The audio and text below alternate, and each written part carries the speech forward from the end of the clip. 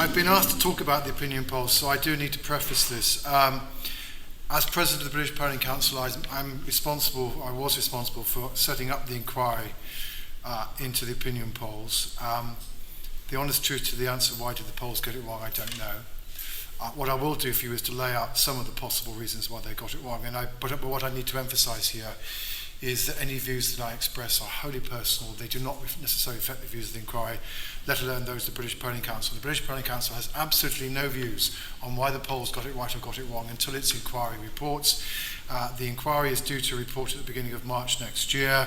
And for those of you who are interested in its work, it is running a part of the website of the National Centre for Research Methods at the University of Southampton. Does have quite a lot of information about what it's doing, including, by the way, the slides of all of the polling companies who did present in this room about a couple of weeks ago. Okay, why could first point to make is I think everybody accepts the opinion polls were wrong. On average, the final polls had the two parties roughly neck and neck. In contrast, in the end, the Tories were, 6.5 points ahead. As Deborah Madison pointed out much earlier, however, of course, what is also true is that in most other respects, actually, the polls were pretty good. And the thing that perhaps most of us thought that the polls were most likely to get wrong, which was UKIP's share, it was pretty close. Liberal Democrats, Paddy Ashdown didn't like it, but actually the polls were pretty good on the Liberal Democrats, they're pretty good on the Greens. And certainly the polls anticipated, broadly speaking at least, the dramatic rise of the Scottish National Party north of the border. So it's not that everything was wrong. Unfortunately for the opinion polls, however, given the nature of our electoral system, the one thing you really do need to get roughly right is the lead of the Conservatives over Labour or vice versa. That lead gets reflected in an exaggerated fashion insofar as seats are concerned, and that therefore tends to be the reason why people focus on it. Okay. So with those preface remarks, there are, I think, essentially 5 possible reasons that have been put forward as to why the opinion polls were wrong. Number 1, it's a very simple one. It probably is the one that the pollsters would most like to be true, which is that even though the pollsters were asking them on the internet at 8 o'clock, 9 o'clock, 10 o'clock on the Wednesday evening, or they're ringing people up on their phones to relatively late, at the end of the day, voters changed their minds, and then more of them voted for Conservative than ever anticipated doing so, or at least were willing to tell the pollsters even hours beforehand. Second one, which certainly received an awful lot of coverage in some of the commentary immediately after. I think this is because some people were half remembering the results of the last inquiry to when the opinion polls last got it wrong back in 1992, was so-called shy Tories. In other words, people who say to the polls, I don't know, I'm not going to tell you what I'm going to do, I don't know, but in the end, they're actually a bunch of true blues. Number 3, which wasn't there in 1992, but has certainly become fashionable, at least amongst some of the polling companies, is what's been dubbed as lazy Labour, which is essentially that Labour voters stayed at home, and they stayed at home in greater proportions than the opinion polls were anticipating. 4, which has certainly been put forward by James Morris of Greenberg's, who were doing Labour's private polling, which, according to Morris at least, though this has not always been reflected in the comments of some Labour politicians, always showed the Tories doing rather better, and his argument is that they were doing rather better. They were showing a different picture because rather than just asking people straight at the top of a poll, which way are you going to vote, they asked people lots of other questions like, what do you think of Ed Miliband? Do you think Labour Party can make the economy any better? And having asked people all those questions, the answers to which you can guess, people were less likely to vote Labour, or say they vote Labour. The final one, and the toughest one for the industry, is simply that the samples were wrong, and that the efforts that are undoubtedly made by the industry to try and get their samples to at least look like the electorate as a whole did not prove to be adequate. Now, let me just say a very, very little bit about each of these. The truth is, so if we take questionnaire order first, until the Labour Party is willing to release its data, and I hope the Labour Party will be willing to release its data, we frankly can't really judge the veracity of that claim. So we have to wait and see and watch that space.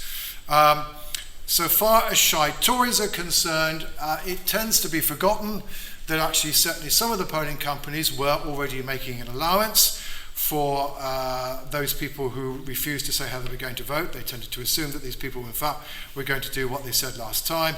These people were actually disproportionately Tory and Liberal Democrat voters in 2010. And certainly if you take one of the data sets I've had a chance to look at, basically the estimate that was made by that polling company about the extent to which people would end up voting for the Tories and hadn't said doing so was pretty much spot on. In other words, it's already factored into the estimates.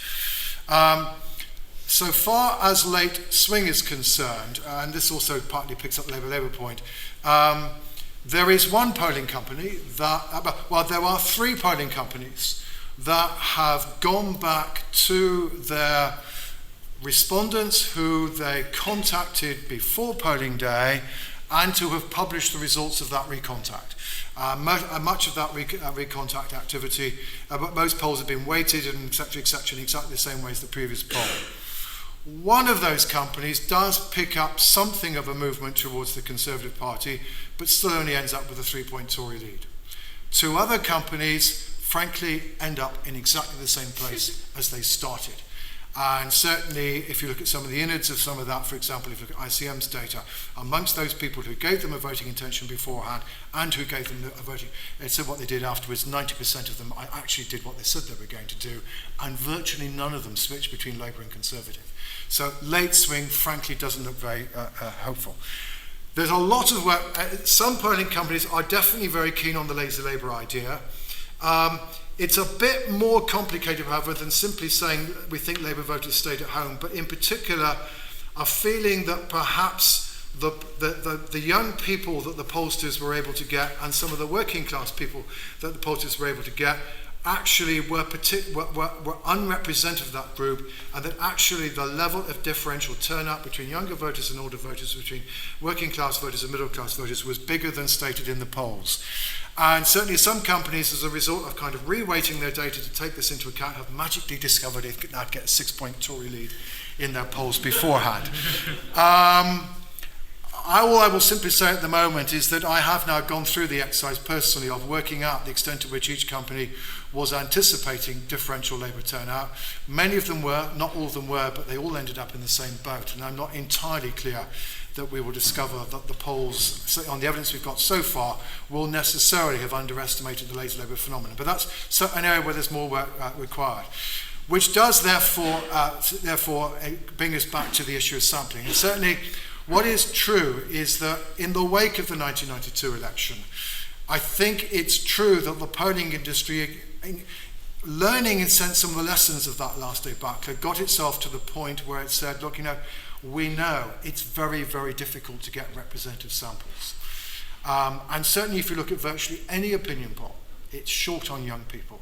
It's short on working class voters. And that there's also long been an appreciation that even if a poll is demographically representative, it doesn't necessarily politically representative. Much more interest in weighting polls by what people said they did at the last election. And again, because a feeling, and there was some evidence in 1992, that Labour voters are just blinking more easier to find in a relatively short period of time.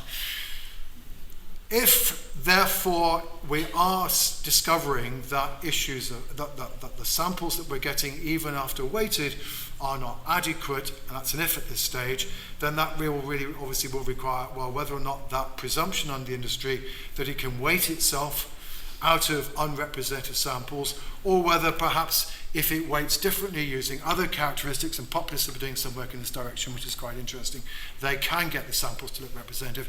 We'll have to wait and see. But shall we say, on the evidence that I certainly saw presented in this room 2 weeks ago, my own personal view is that, as it were, the evidence was pointing towards some of the tougher answers for the polling industry rather than some of the easier ones. But as I said at the beginning, it will be for the inquiry to try to work out eventually.